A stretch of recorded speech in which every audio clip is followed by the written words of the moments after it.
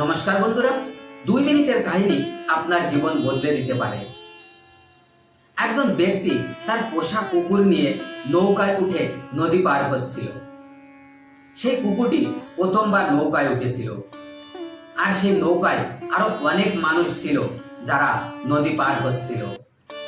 নৌকাটি যখন নদীর মাঝখানে গেল, তখন কুকুরটি চারিপাশে জল দেখে ভয় পেল, আর ভয় পেয়ে লাফাতে শুরু করলো। আর যখনই কুকুরটি লাফাতে শুরু করলো, তখনই নৌকা ডুবার মতো হয়ে গেল আর দোল খেতে শুরু করলো। নৌকার ভিতরে যত মানুষ ছিল তারা মনে করলো, কুকুরটি যদি এমন ভাবে লাফাতে থাকে তাহলে নৌকাটি ডুবে যাবে, আর এই কুকুরের সাথে সাথে আমরাও ডুবে মারা যাব। তাই তারা ভয় পেতে থাকলো। কুকুরের মালিকও কুকুরকে শান্ত করতে পারছিল না। সেই নৌকায় একজন জ্ঞানী সাধু বাবা বসেছিল। সেই সাধু বাবা সেই কুকুরের মালিককে বলল যে, তুমি যদি বলো তাহলে আমি তোমার কুকুরকে শান্ত করতে পারি। তখন কুকুরের মালিক বলল, আপনি যদি শান্ত করতে পারেন তাহলে তাড়াতাড়ি করুন।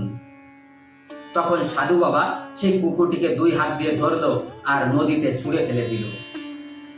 কুকুরটি নদীতে পড়ার পর জলের ভিতরে হাবুডুবু খেতে থাকলো আর নৌকায় ওঠার চেষ্টা করতে থাকলো। তখন সাধু বাবা সেই কুকুরটিকে ধরে আবার নৌকায় উঠালো, আর যখনই নৌকায় উঠালো তখনই কুকুরটি শান্ত হয়ে নৌকার এক কোনায় গিয়ে চুপ করে বসে থাকলো। এই দৃশ্য যখন সেই কুকুরের মালিক আর নৌকায় বসে থাকা সকল মানুষ দেখলো, তারা অবাক হয়ে গেল যে এত সহজে কুকুরটি শান্ত কিভাবে হয়ে গেল।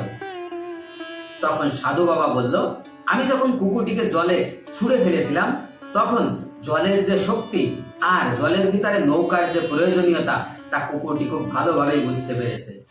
এজন্য সে নৌকায় ওঠার পর চুপ করে বসে রয়েছে।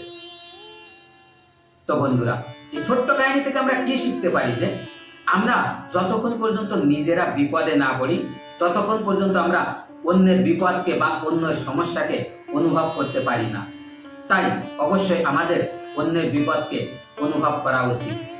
সবসময় আমাদের এই চেষ্টা করা উচিত যেন আমাদের জন্য কোনো সময় অন্য কারোর বিপদ না ঘটে, অন্য কেউ সমস্যায় না পড়ে।